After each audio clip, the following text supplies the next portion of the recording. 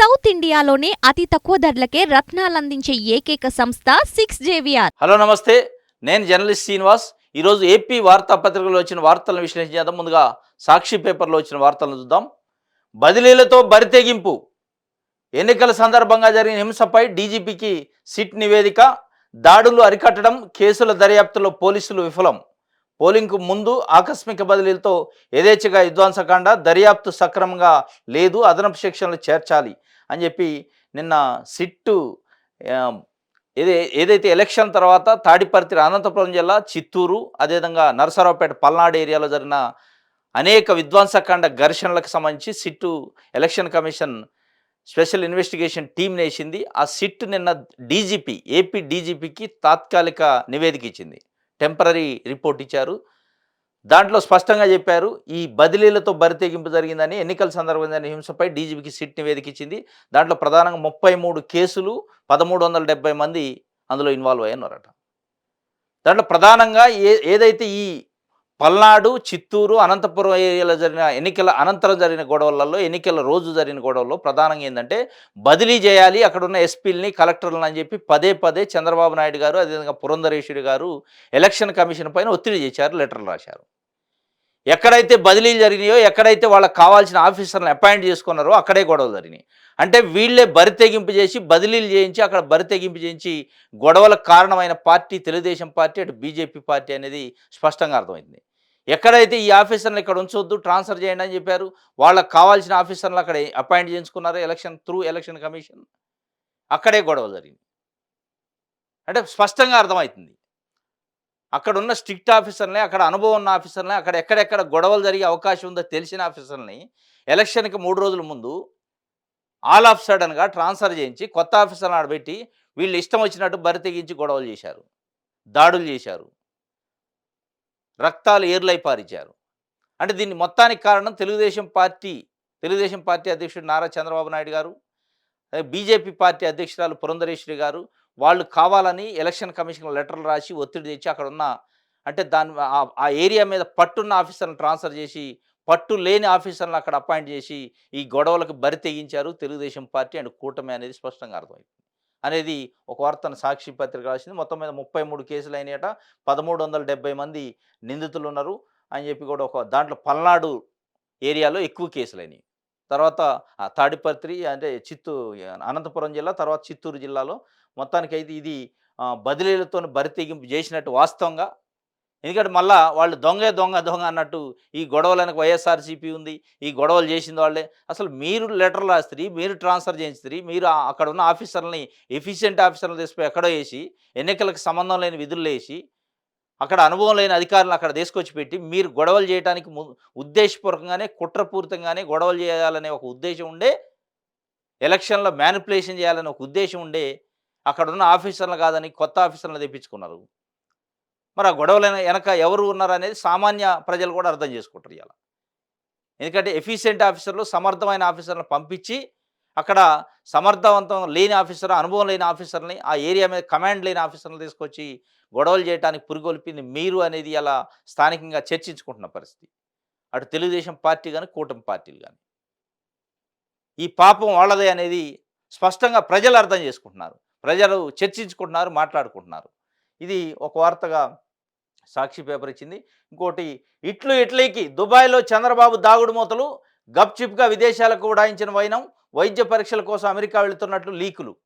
అబ్బే అటు రాలేదన్న TDP NRI విభాగం నేత. టీడీపీ అధినేత ఇటలీలో ప్రత్యక్షమైనట్టు సమాచారం. గతంలో విదేశాల నుంచే షెల్ కంపెనీలకు అక్రమ నిధుల మళ్లింపు, స్కిల్ స్కాములను బాబు దుబాయ్ బంధం. ఈసారి అదే షెల్ దందాయన. గోప్యంగా విదేశీ పర్యటన వెనక లోగుట్టు అదే. ఇట్లు అంటే యుఎస్ఏకి వెళ్ళిండు, అమెరికాకి వెళ్ళిండు వైద్య పరీక్షల కేసం చంద్రబాబు నాయుడు గారని. వాస్తవంగా దీనికి సంబంధించి ఆయన మాజీ ముఖ్యమంత్రి, 14.5 సంవత్సరాలు ముఖ్యమంత్రి చేసిండు, ప్రతిపక్ష నాయకుడు, సీనియర్ లీడరు అని పదే చెప్పుకోండు. 45 సంవత్సరాల రాజకీయ జీవితం ఉంది, అనేక కేసులు ఉన్నాయి, ఆల్రెడీ జైలుకు పోయి ఇచ్చారు. జనరల్గా పొలిటికల్ పార్టీ లీడర్లు ఏదైనా విదేశీ పర్యటన ఉంటే ముందుగానే ప్రెస్కి ఇవ్వటం, కాస్త లీకులు చేయటం, ఇట్లా ఈ దేశాలు పర్యటిస్తున్నాం అని చెప్తారు. ఇంకా కోర్టు కేసులు ఉంటే కోర్టు అనుమతి తీసుకుంటారు. ఎట్లాంటిది తీసుకోకుండా గుట్టు చప్పుడు కాకుండా సీక్రెట్గా వెళ్ళే ప్రయత్నం చేశారు. ఇమ్మిగ్రేషన్ అధికారి ఎయిర్పోర్ట్లో ఆపారు. ఎయిర్‌పోర్ట్‌లో మీ మీద సీఐడీ కేసులున్నాయి. సీఐడీ అనుమతి తీసుకోవాలి తప్పనిసరిగాని మొత్తానికి ఒక 1 అవర్ అట్లా ఆర్గ్యుమెంట్ జరిగింది. దానిపైన సీఐడీ క్లారిఫికేషన్ ఇచ్చాక పంపించారు. అంటే సీక్రెట్‌గా పోయే ప్రయత్నం చేశారు. ఏమిటికి అంటే అమెరికాలో వైద్య పరీక్షల కోసం అని చెప్పిండు. అంతకంటే ముందు ఆయన కొడుకు లోకేష్ గారు కూడా ఎళ్ళిండు ఫ్యామిలీతోని. దేనికెళ్లారు యూఎస్ఏ అంటే మళ్ళీ యూఎస్ఏ ఎళ్ళలేదట. యూఎస్ఏ ఎన్ఆర్ఐ విభాగం కోమటి జయరాం నిన్న ప్రకటించిండు. యూఎస్ఏకి రాలేదు చంద్రబాబు నాయుడు గారని. ఎక్కడికెళ్లారు అని ఆరాధిస్తే కొంత అనఫిషియల్ ఇన్ఫర్మేషన్ ఇటలీకెళ్లారట. అసలు వైద్య పరీక్షలేంది? దుబాయ్ ఏంది? ఇటలీ ఏంది? అసలు మీ ఇంటెన్షన్ దేనికి నిజంగా దేనికి పోయారు? వైద్య పరీక్షలకే పోయారా? లేదు వేరే ఇంకా వ్యవహారాలు ఏమైనా చక్కబెట్టడానికి పోయారా అనేది పెద్ద ప్రశ్న ఇవాళ ఏపీలో ప్రజలు మాట్లాడుకుంటున్న పరిస్థితి. ఇదే జగన్మోహన్ రెడ్డి గారు అఫీషియల్‌గా కోర్టులో పిటిషన్ ఏశారు. మే 17 నుంచి మే 31 వరకు విదేశీ పర్యటనకు లండన్, స్విట్జర్లాండ్ ఎళ్ళటానికి అనుమతి ఇయ్యండి. నా పైన కేసులున్నాయి కాబట్టి కోర్టు అనుమతి తీసుకోవాలి. ప్రాయర్ అనుమతి అని కోర్టులో పిటిషన్ ఏస్తే ఇదే తెలుగుదేశం పార్టీ మీడియా పదే పదే ఇక అయిపోయింది ఉడాయిస్తుండు, దేశం విడిచి పారిపోతుండు జగన్మోహన్ రెడ్డి అన్నారు. చెప్పి అఫీషియల్‌గా కోర్టుకు చెప్పి కోర్టులో పిటిషన్ ఏసి బయట సమాజానికి తెలియజేసి ఎళ్తంటే దొంగ పోతుండు, దొంగ ఇక తప్పించుకుండు, ఇక రాడు అన్నట్టు ఒక ప్రచారం చేశారు. ఇక ఓడిపోతుండు కాబట్టి ఇక దేశం విడిచి పారిపోతుండు, ఇక రాడు ఇటు అని. మరి మీరు చెప్పకుండా చంద్రబాబు నాయుడు గారు ఎట్లాంటి పిటిషన్ ఏయలేదు, ఎట్లాంటి ప్రెస్‌కి లేదు, ఎట్లాంటి అనుమతి తీసుకోలేదు. అక్కడ అడ్డగించారు ఇమిగ్రేషనోళ్ళు. ఆడేం చెప్పారు, ఈఎస్ఏకి పోతున్నా వైద్య పరీక్షలకు అన్నాం. కానీ ఇయాల ఎక్కడికి పోయారు? ఇటలీకి పోయారు. ఎక్కడికి పోయారు? దుబాయ్‌కి పోయారు. దేనికి పోయారంటే మీకు కొన్ని అక్కడ అక్రమ పెట్టుబడులు పెట్టారని అక్కడ పెట్టుబడుల వ్యవహారం చక్కబెట్టుకోవడానికి, అది ఇంకా స్కిల్ డెవలప్‌మెంట్ కేసులో, ఫైబర్ నెట్ కేసులో కొన్ని ఆధారాలు అక్కడి నుంచి కూడా ఉన్నాయి. అక్కడ ఏదో సరి చేసుకోవడానికి పోయారనేది ఇయాల ఏపీలో ప్రజలు మాట్లాడుకుంటున్న పరిస్థితి. దీనికి చంద్రబాబు నాయుడు గారు, తెలుగుదేశం పార్టీ సమానం చెప్పాల. వాస్తవం ఇది. ఇటలీకి ఏంది కారణం? ఎక్కడ ఇటలీ అనేది లీక్ చేయలే. ఎక్కడ ఇటలీ అనేది చెప్పలే బయటికి. ఓన్లీ ఆరోగ్య రీత్యా పోతున్నా, అనారోగ్యం రీత్యా ఆరోగ్య పరీక్షలు చేయించుకోవడానికి పోతున్నా యూఎస్ఏకి అన్నాం. ఇటలీకి ఏం పని? దుబాయ్‌కి ఏం పని? అనేది అలా చెప్పాల్సిన అవసరం తెలుగుదేశం పార్టీ నాయకుడి పైన ఉంది. కానీ మాట్లాడరు. ఎందుకంటే దీని వెనక ఏదో మతలబ్ ఉంది. దీని వెనక ఏదో బ్యాక్ డోర్ సెటిల్మెంట్ ఉంది. బ్యాక్ డోర్ సెటిల్మెంట్‌కి ఇటలీకి వెళ్ళిండు. దానికి కారణం బయటికి చెప్పేది మట్టుకి ఆరోగ్య పరీక్షలు. దీనికి సంబంధించి మూడో పేజీలో వార్త ఉంది, చూద్దాం. వైద్య పరీక్షల కోసం అమెరికాకు వెళుతున్నట్టు చంద్రబాబు లీకులు. అబ్బే ఇటు రాలేదన్న టీడీపీ ఎన్ఆర్ఐ విభాగం నేత, టీడీపీ అధినేత ఇటలీలో ప్రత్యక్షమైనట్టు సమాచారం. స్కిల్ స్కామ్లోను దుబాయ్ బంధం ఇటలీలో ప్రత్యక్షమైందట. గుట్టుగా విదేశాలకు వెళ్ళిన చంద్రబాబు ఇటలీ చేరుకున్నట్టు సమాచారం. దుబాయ్ నుంచి చంద్రబాబు దంపతులు ఇటలీ వెళ్ళినట్టు ఇమిగ్రేషన్ వర్గాలు అనధికారికంగా వెల్లడించాయి. లోకేష్ దంపతులు కూడా అక్కడికే వెళ్ళినట్లు భావిస్తున్నారు. గతంలో చంద్రబాబు కుటుంబ సభ్యులతో సహా విహారయాత్రకు వెళ్ళినప్పుడు అధికారికంగా వెల్లడించారు. ఈసారి మాత్రం అందుకు భిన్నంగా గోప్యంగా పాటించడం గమనార్హం. ఇటలీతో పాటు మరికొన్ని చిన్న చిన్న దేశాలకు వారు వెళ్ళే అవకాశం ఉంది. అక్కడ నుంచి సింగపూర్కు నిధులు మళ్లించి అనంతరం భారత్లోని షెల్ కంపెనీలకు చేరవేసే అవకాశాలున్నట్లు భావిస్తున్నారు. చంద్రబాబు విదేశీ పర్యటన పూర్తిగా గోప్యంగా ఉంచడం ఈ వాదనలకు బలం చేకూరుస్తుంది. ఇది ఇటలీలో ప్రత్యక్షమైండు. గతంలో కూడా ఏదైనా విదేశీ పర్యటనకు ఫ్యామిలీతో పోతే, విహారయాత్రలకు పోతే తప్పనిసరిగా చంద్రబాబు నాయుడు గారు బయటికి చెప్పేది. ఇగో ఈ దేశం వెళ్తున్నాం విహారయాత్రకి, ఈ దేశం వెళ్తున్నాం ఆరోగ్య పరీక్షలకని. ఈసారి ఎక్కడ కూడా గుట్టుగా ఉంచిండు. మరి అటే ఉడాయిస్తారా అనేది కూడా ఇవాళ ఏపీలో ప్రజలు మాట్లాడుకుంటున్నారు. గతంలో ఎప్పుడు కూడా చెప్పేది, ఇగో ఈ దేశాలు వెళ్తున్నా దీని పర్పస్ ఏందనేది చెప్పేది ఒక ప్రజాప్రతినిధిగా. ఈసారి సీక్రెట్‌గా గోప్యంగా ఉంచడానికి కారణం ఏందనేది ఇవాళ ఏపీలో ప్రజలు మాట్లాడుకుంటున్నారు. వాళ్ళ అనుమానాలను నివృత్తి చేయాల్సిన బాధ్యత చంద్రబాబు నాయుడు గారి పైన ఉంది. మరి అటునుంచి అటే పోయే కథ, మళ్ళీ వచ్చే కథ ఏమైనా ఉందా? అటునుంచి అటే పోయే కథ ఉండాలంటే ఇక్కడ వరస్ట్‌గా ఓడిపోయే పరిస్థితి ఉండాలి తెలుగుదేశం పార్టీ.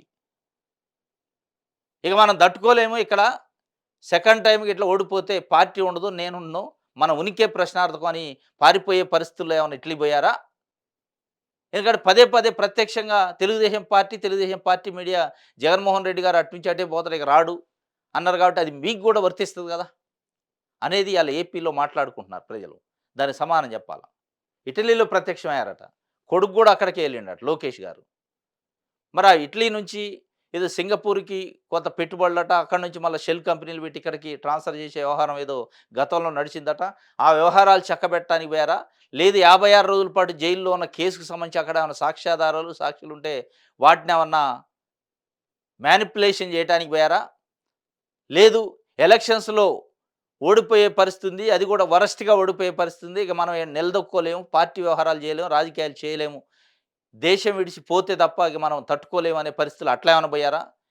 ఇట్లాంటి అనుమానాలు ఏపీలో ఉన్న ప్రజలు మాట్లాడుకుంటున్నారు.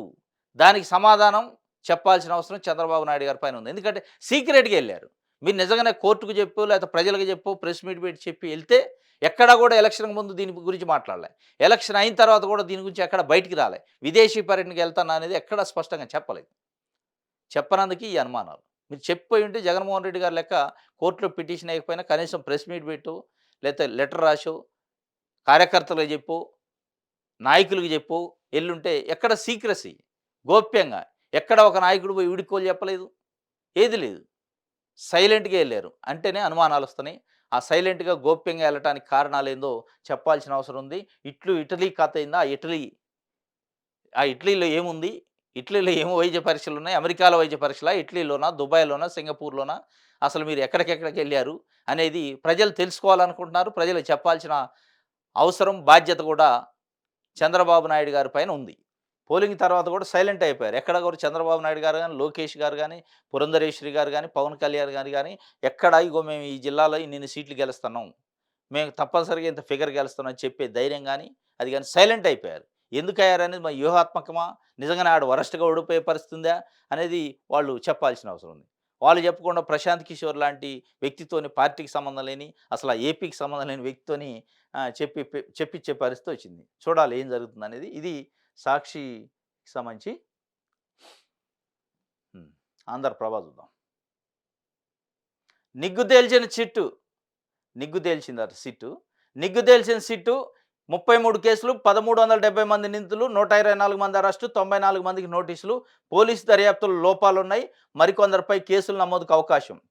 డీజీపీకి 150 పేజీల ప్రాథమిక నివేదిక అందజేసిన సిట్టు. ఇది ఏదో నిగ్గు తేల్చిందట. మరి ఏం తేలుస్తారు ఏం చేయాలి? నేతల గుండెల్లో కూడా గుబుళ్ళు పరిగెడుతున్నాయట. కొందరు పోలీసు అధికారుల పైన వేటు. మరిన్ని కేసులు, కొత్త ఎఫ్ఐఆర్‌లు, పల్నాడు 4 నియోజకవర్గాల సిట్ వివరాల సేకరణ.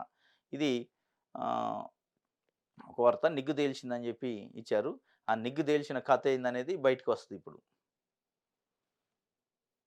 ఆంధ్రజ్యోతి చూద్దాం. అవి ప్రాణాంతక దాడులు. కుట్ర కోణము ఉంది. ఎన్నికల్లో హింసపై సిట్ ప్రాథమిక నివేదిక డీజీపీకి సమర్పించిన I IG Brijlal, SP Ramadevi. Palnadu, Anantapuram, Chittoor జిల్లాల్లో, తిరుపతి జిల్లాలో 33 కేసులు. పోలీసులు పేర్కొన్న నిందితులు 1370 మంది. అరెస్ట్ చేసింది మాత్రం 124 మందినే. మిగతా వారిని త్వరగా పట్టుకోవాలి. కస్టడీలోకి తీసుకొని ప్రశ్నించాలి. కుట్రదారులను గుర్తించి విచారించాలి. నమోదైన కేసుల్లో అదనపు శిక్షలను చేర్చాలి. ప్రత్యేక దర్యాప్తు బృందం సూచనలు. వాటిని అమలు చేయాలని ఎస్పీలకు పోలీస్ బాస్ ఆదేశం. రిపోర్టును ఈసీకి పంపిన డీజీపీ. కొందరు పోలీసులపైన కేసులు. అవి ప్రాణాంతక దాడులేనట. కుట్ర కోణం ఉంది. కుట్ర కోణం ఉంది అనేదే కదా మనం చెప్పేది కూడా. దీంట్లో కుట్ర కోణం ఉంది. పల్నాడు, చిత్తూరు, అనంతపురం సంబంధించిన ఆఫీసర్లని ఐపీఎస్ పోలీస్ ఆఫీసర్లు ప్రధానంగా మార్చాలని పురంధరేశ్వరి గారు, చంద్రబాబు నాయుడు గారు ఎలక్షన్ కమిషన్ లెటర్ రాసి అక్కడున్న పట్టున్న ఆఫీసర్లను మార్పిచ్చి, ఆ ప్రాంతం పైన పట్టున్న అక్కడ ఎక్కడెక్కడ అల్లర్లు జరిగే అవకాశం ఉంది, వాటిని ఎట్లా కంట్రోల్ చేయాలని అవగాహన ఉన్న పట్టున్న ఆఫీసర్ని ట్రాన్స్ఫర్ చేయించింది ఎవరు? పురంధరేశ్వరి గారు, చంద్రబాబు నాయుడు గారు. వాళ్ళు కుట్ర చేసి వాళ్ళని ట్రాన్స్ఫర్ చేయించారు. ఈ గొడవల కోసమే, ఈ ఇష్యూస్ కోసమే అని చెప్పి స్పష్టంగా ఇవాళ ఏపీలో ప్రజలు మాట్లాడుకున్నారు. ఇది ప్రాణాంతక దాడులే. దీని వెనక కుట్ర ఉంది. ఆ కుట్రలో చంద్రబాబు నాయుడు గారు, పురంధరేశ్వరి గారు ఉంటారు. అందుకే లెటర్ రాశారు, ట్రాన్స్ఫర్ చేయించారు అనేది ఇలా ఏపీలో ప్రజలు మాట్లాడుకుంటున్న పరిస్థితి. ప్రాణాంతక దాడులే. కుట్ర ఉంది. ఆ కుట్ర వెనక చంద్రబాబు నాయుడు గారు, అదేవిధంగా బీజేపీ పార్టీ అధ్యక్షురాలు కూడా ఉన్నట్టు తెలుస్తుంది. ఇంత తీవ్రత ఉన్న కేసుల్లో పోలీసుల దర్యాప్తు లోపభూయిష్టంగా ఉంది. లోపభూయిష్టంగా ఉండడానికి కారణం ఏంటంటే అక్కడ ఉన్న ఆఫీసర్లు అసమర్థమైన ఆఫీసర్లు, మీరేయించుకున్న ఆఫీసర్లు, అక్కడ ఉన్న పట్టున్న ఆఫీసర్లను తప్పించి పట్టు లేని ఆఫీసర్లను పెట్టడం వల్లే ఈ దాడులు జరిగినాయి. ఈ కేసుల్లో లోపభూయిష్టం, దర్యాప్తులో లోపభూయిష్టం అదే అనమాట. 124 మందిని అరెస్ట్ చేశారట. 1370 మంది మీద కేసు అయితే 124 మందిని అరెస్ట్ చేశారు. అంటే అది పురంధరేశ్వరి గారు అపాయింట్ చేసుకున్న చంద్రబాబు నాయుడు గారి లెటర్ వల్ల అపాయింట్ అయిన అధికారుల నిర్వాకం అది. ఆ 1370 మందిలో మరి తెలుగుదేశం పార్టీ కూటమికి సంబంధించిన నాయకులు ఉండటం వల్లనే వాళ్ళు వదిలేసి ఉంటారేమో. ఎందుకంటే మీరు ఏరి కోరి తెచ్చుకున్న ఆఫీసర్లు కదా. కాబట్టి ఇప్పుడు తెలుస్తుంది. ఈ 1370 మందిని సిట్టు రిపోర్ట్ ఆధారంగా అరెస్ట్ చేసినప్పుడు మళ్ళా లబో దిబో అంటారు. ఇదే తెలుగుదేశం పార్టీ మీడియా. లేదు లేదు అట్లా ఎట్లా చేస్తారు ప్రతిపక్ష నాయకులను అరెస్ట్. ప్రతిపక్ష నాయకుడేంది, అధికార పక్షం ఏంది? దాడి చేస్తే దాడి, ఎవడు చేసినా దాడే. కుట్ర చేస్తే కుట్రే, ఎవడు చేసినా కుట్రే. అంటే ఈ తెలుగుదేశం పార్టీ మీడియా పందా ఎట్లుంటదంటే, తెలుగుదేశం పార్టీ గాని ప్రతిపక్షాలు దాడులు చేసినా, కొట్టినా, గొడవ చేసినా దాని గొడవ కిందకి రాదు. అధికార పక్షం చేస్తేనే గొడవ, వాళ్ళ పైన పెడితేనే కేసు గాని, వీళ్ళ పైన కేసులు పెట్టొద్దు అనేది వీళ్ళ విధానం. ఇప్పుడు తెలుస్తది. 1370 మందిని అరెస్ట్ చేసినప్పుడు దీని వెనక ఉన్న కుట్ర ఏది, దీని వెనక ఉన్న కథ ఏందనేది అప్పుడు తెలుస్తది. గగ్గోలు పెడతారు. లేదు లేదు తెలుగుదేశం పార్టీ కార్యకర్తలను ఎట్లా అరెస్ట్ చేస్తారంటారు. తెలుగుదేశం అయితేంది, వైసీపీ అయితేంది, కాంగ్రెస్ అయితేంది. ఇష్యూలో ఇన్వాల్వ్ అయ్యి ఉండా లేదా, క్రైమ్‌లో ఉండా లేదా అనేది కదా ఇంపార్టెంట్. అది చూడరు. ఈ దీంట్లో కుట్ర ఉందంటారు మళ్ళా. ఎవరికి ఎన్ని సీట్లు, అభ్యర్థులు లెక్కలు, పార్టీల విశ్లేషణలు, ఇప్పటికే సర్వే బృందాల నివేదికలు, వాటిపై సమాలోచనలు, విదేశీ పర్యటనకు ముందు బృందాలతో బాబు సమక్ష. కూటమికి 115 రావచ్చని ఓ అంచనా, 136 దాటొచ్చని మరో విశ్లేషణట. పోటాపోటీ అంటున్న వైసీపీ టీములు, తమ మద్దతు కీలకమంటున్న బీజేపీ. అటు అభ్యర్థుల వ్యక్తిగత సర్వేలు, ప్రత్యర్థుల రిపోర్టు తెప్పించుకొని ఆరా. వాటితో పోల్చుకున్నాక కొందరిలో జోషు, మరికొందరు బేజారు. సందట్లో సడేమియా, పందెం రాయలు బెడద, ఖాయాలా వద్దా అనే డైలమా అని చెప్పి, ఇది ఎవరికి ఎన్ని సీట్లు అనేది కూటమికి 115 రావచ్చని ఒక అంచనాట, 136 కూడా దాటొచ్చని ఒక అంచనాట. నిజంగానే 115, 136 వచ్చే పరిస్థితి ఉంటే చంద్రబాబు నాయుడు గారు డైరెక్ట్ ప్రెస్ మీట్ పెట్టేటోడు. ఎస్ మేము గెలుస్తాను అని డంకా బాయించి కుండ బద్దలు కొట్టి చెప్పేవాడు. వీళ్ళు సంకలు గుద్దుకుంటున్నారు, కింద ఉన్నోళ్ళు ఇబ్బంది పడతారు మీరు బెట్టింగ్లు కాసి. ఎందుకంటే రియాలిటీ గ్రౌండ్ లెవెల్ ఏముందనేది చంద్రబాబు నాయుడు గారికి తెలుసు కాబట్టి దానిపైన నోరు మెదిపే ప్రయత్నం చేయట్లే. రేపు ఎలక్షన్ రిజల్ట్ తర్వాత నోరు మెదుపుతాడు. ఒకవేళ ఇన్ కేస్ గెలిస్తే, గెలవకపోతే ఇక మళ్ళీ మొహం చాటేయడం కథమే గటే. 115 అట, లేదంటే 136 కూడా వచ్చేవారు. 110, 100 దాటే పరిస్థితి ఉంటే చంద్రబాబు నాయుడు గారు బయటకు వచ్చి ప్రెస్ మీట్ పెట్టి మాకు 100 దాటుతున్నాయి, లేదా 150 దాటుతున్నాయి, మేము గెలుస్తున్నాం అని చెప్పేటోడు. ఇప్పటికే అధికారులు ఈ ఐఏఎస్లు, ఐపీఎస్లని ప్రసన్నం చేసుకునే పని, వాళ్ళు వచ్చి కలిసే కార్యక్రమం ఇవన్నీ ఉండేవి. ఆయన సైలెంట్ అయిండు. దానిపైన మాట్లాడే పరిస్థితి, మాట్లాడే సాహసం చేయట్లేదంటేనే దీని వెనకేదో ఉంది అనేది, అంటే ఓడిపోయే అవకాశాలు ఉన్నాయి కూటమికి అనేది స్పష్టంగా అర్థమవుతుంది. ఇదే జగన్మోహన్ రెడ్డి గారు ఐప్యాక్ టీం దగ్గరికెళ్ళి చెప్పారు. 151 గతంలో వచ్చినాయి, దానికంటే మెరుగైన ఫలితాలు వస్తాయి అని చెప్పి. అట్లా చెప్పే ప్రయత్నం కూటమి నాయకులు ఎవరు చేయలేదు. ఇటు చంద్రబాబు కానీ, పురంధరేశ్వరి గారు కానీ, పవన్ కళ్యాణ్ గారు కానీ నోరు మెదిపే ప్రయత్నం చేయట్లే. అంటే వాళ్ళకి అనుమానం ఉంది. కానీ కింద కార్యకర్తలు రెచ్చగొట్టే కార్యక్రమం ఇట్లా తెలుగుదేశం పార్టీ మీడియా చేస్తుంది. ఇప్పటికే ఏబిఎన్ ఆంధ్రజ్యోతి చేసిన నిర్వాహకం వల్లనే తెలుగుదేశం పార్టీ పతనం అయ్యే పరిస్థితికి వచ్చింది. మళ్ళీ మీరు చేసే కార్యక్రమాలు తెలుగుదేశం పార్టీ నాయకులు డబ్బులు పోగొట్టుకునే పరిస్థితికి వస్తుంది. ఈ బెట్టింగ్లు కాస్తారు మీ వార్తలిని, మీ న్యూస్, మీ వార్తలిని బెట్టింగ్లు కాసే పరిస్థితి వస్తుంది. దీంట్లో నిజం ఉండదు, డొల్లతనమే తప్ప. కాబట్టి ఆలోచించుకోవాలి. 115 నుంచి 136 వచ్చే అవకాశం ఉందని ఇచ్చారు. అదైతే రియాలిటీలో అది అలా చర్చ లేదు. కానీ వీళ్ళు రెచ్చగొట్టే కార్యక్రమం, కార్యకర్తల్లో కొంత ఉత్సాహం నింపే కార్యక్రమం కోసం తెలుగుదేశం పార్టీ ఇంకా మీడియా ప్రయత్నం చేస్తుంది. కానీ దీంట్లో బలైపోతారు చాలామంది. మీరిచ్చే వార్తలు, మీరు రాసే వార్తల వల్ల తెలుగుదేశం పార్టీ అభిమానులు, తెలుగుదేశం పార్టీ నాయకులు, కార్యకర్తలు బలి అయ్యే పరిస్థితి ఉంది. ఇది బెట్టింగ్లు కాసి. అది ఎవరు గెలుస్తారని జూన్ 4 నాడు తెలుస్తుంది, అది వేరే విషయం. కానీ బెట్టింగ్లకి పురికొల్పే విధంగా మీ వార్తలు, మీ చేష్టలు, మీరు చెప్పే న్యూస్ ఉన్నాయి.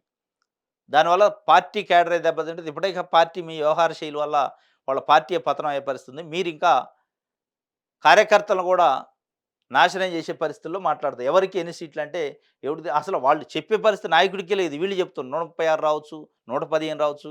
చంద్రబాబు నాయుడు గారికి ఆ ధైర్యం లేదు, చెప్పే ధైర్యం. పురంధరేశ్వరి గారికి లేదు, పవన్ కళ్యాణ్ గారికి లేదు. 3 పార్టీలు కూటమి ప్రధాన నాయకులకి ఎన్ని సీట్లు వస్తాయని ఎవడన్నా నిలదీసి అడిగితే చెప్పే ధైర్యం కానీ, దమ్ము కానీ, అవకాశాలే లేవు. వీళ్ళు పదే పదే ఊకదంపుడుగా రాసే పరిస్థితి. ఇది ఆంధ్రజ్యోతికి సంబంధించి. ఈనాడు చూద్దాం. అంతా మెతక వైఖరే, మారణాయుధాలతో దాడికి తెగబడిన కఠినంగా లేని పోలీసులు, హింస చెలరేగిన హత్యాయతన సెక్షన్ల పెట్టిన వైనం, అధికార పార్టీ నాయకులు పోలింగ్ కేంద్రాల్లో చొరబడి ఈవీఎంలు ధ్వంసం చేసిన, ప్రజా ప్రాతినిధ్య చట్టం సెక్షన్లు వర్తింపజేయలేదు, దళితులను కొట్టిన ఎస్సీ ఎస్టీ అట్రాసిటీ సెక్షన్లు జోడించలేదు, 33 కేసుల్లో 1370 మంది నిందితులు, అరెస్ట్ చేసింది 124 మందిని. మాచర్ల, నరసరావుపేట ఘటనలో ఒక్కరిని అరెస్ట్ చేయలేదు. డీజీపీకి ఇచ్చిన 150 పేజీల సమగ్ర నివేదికలో సిట్టు వెల్లడి. ఇది అంతా మెతక వైఖరే. అంతా మెతక వైఖరని పురంధరేశ్వరి గారి పుణ్యం, చంద్రబాబు నాయుడు గారి పుణ్యం వల్ల అక్కడ పట్టున్న అధికారులను తీసేసి మెతక అధికారులను పెడితే మెతక వైఖరి ఉండకపోతే ఏముంటది? అక్కడ మెతక వైఖరి ఉన్న అధికారులను పెట్టుకొని మీరు గొడవలకు పురికొల్పి గొడవలు చేయించి ఇవాళ అంతా మెతక వైఖరి అని మళ్ళా పైకి వార్తలు రాయించే కార్యక్రమం తెలుగుదేశం పార్టీ మీడియా చేస్తే మారణాయుధాలతో దాడికి తెగబడినా కఠినంగా లేని పోలీసులు ఇప్పుడు ఉంటారు. ఇప్పుడు మళ్ళా మీరే గగ్గోలు పెడతారు. 1370 మంది క్రైమ్‌లో ఉంటే 124 మందిని అరెస్ట్ చేశారు. ఇప్పుడు ఆ మిగతా 1370 మందిని అరెస్ట్ చేయండి, అదనంగా సెక్షన్లు పెట్టండి అని సిట్టు ఆదేశించింది. ఇప్పుడు వస్తారు. అందులో ఉన్న తెలుగుదేశం పార్టీ నాయకులు, బీజేపీ పార్టీ నాయకులు, దీంట్లో కుట్రలో ఉన్న నాయకులు మొత్తం వైసీపీ నాయకులు ఉంటే వైసీపీ నాయకులు వస్తారు. అప్పుడు గగ్గోలు పెడతారు. లేదు లేదు తెలుగుదేశం పార్టీ నాయకుడిని ఎట్లా అరెస్ట్ చేస్తారు అంటారు ఇదే మీడియా. చూడండి మీరు. అంతా మెతక వైఖరి. ఆ మెతక వైఖరి కారణం ఎవరు? పురంధరేశ్వరి గారు, చంద్రబాబు నాయుడు గారు కాదా? అనేది ఇయాల ఏపీలో ప్రజలు మాట్లాడుకుంటున్నారు. అక్కడ పీస్‌ఫుల్‌గా ఎలక్షన్ జరగాలి. ఎలక్షన్ తర్వాత కూడా పీస్‌ఫుల్‌గా ఉండే అవకాశం ఉన్న అంటే అట్లా చేయించాల్సిన అవకాశం ఉన్న అధికారులను ట్రాన్స్‌ఫర్ చేయించి, పట్టున్న అధికారులని, స్ట్రిక్ట్ ఉన్న అధికారులను ట్రాన్స్‌ఫర్ చేసి, మెతక అధికారులను పెట్టి మెతక వైఖరి అంటే మరి ఏముంటది? పిండి కొంది రొట్టె ఉంటది. మీరు ఏయించిందే మెతక అధికారులు కావాలి అక్కడనే స్ట్రిక్ట్ ఉండే అధికారులు ఉంటే మీ ఆటలు సాగవు, మీ కుట్రలు సాగవు, మీ గొడవలు సాగవు అని చెప్పి గట్టి అధికారులను పక్కకు పంపించి మెతక అధికారులు తీసుకొచ్చినందుకే మెతక వైఖరి అయింది. అంతా మెతక వైఖరే. ఇది ఒక వార్త ఈనాడు సంబంధించి. ఇరాన్ అధ్యక్షుడు ఇబ్రహీం రైజీ దుర్మరణం, విదేశాంగ మంత్రి అమీర్ అబ్దుల్లా హియాన్ మరో 6 కూడా అటవీ ప్రాంతంలో కూలిన హెలికాప్టర్, తాత్కాలిక అధ్యక్షుడిగా మహమ్మద్ మొబ్బర్ నియామకం, మోదీ సహా పలు దేశాల నేతల దిగ్భ్రాంతి, భారత్లో నేడు సంతాప దినం. ఇరాన్ అధ్యక్షుడు ఇబ్రహీం రైజీ హెలికాప్టర్లో ప్రయాణం చేస్తుంటే హెలికాప్టర్ మిస్సింగ్ అయింది మొన్న. నిన్నంతా గాలించారు. దట్టమైన అటవీ ప్రాంతాల్లో జోరున వర్షాలు వస్తున్నాయట. మొత్తానికైతే దుర్మరణం చెందినట్లు ఒక దురదృష్టకరమైన వార్త ఇది. ఈ ఇరాన్ అధ్యక్షుడు ప్లస్ విదేశాంగ మంత్రి ఇంకొక 6 కూడా హెలికాప్టర్‌లో ఉన్నారట. ఒక 2 హెలికాప్టర్లు అయితే సేఫ్‌గా ఉన్నాయి. ఈయన ప్రయాణించే హెలికాప్టరే కుప్పగూలిపోయింది. ఒక డ్యామ్ శంకుస్థాపనకు ప్రారంభోత్సవానికి వెళ్ళి తిరిగి వస్తుంటే అధికారిక కార్యక్రమాలనే దురదృష్టవశాత్తు ఆయన చనిపోయిన పరిస్థితి. దీనికి సంబంధించి ఒక వార్తని ఇచ్చారు. ఇది ఈనాడుకి సంబంధించి. ఇది ఈరోజు ఏపీలో వార్తాపత్రికల్లో వచ్చిన వార్తలకి సంబంధించిన విశ్లేషణ. రేపు తాజా వార్తలతోని తిరిగి కలుసుకుందాం. Thank you.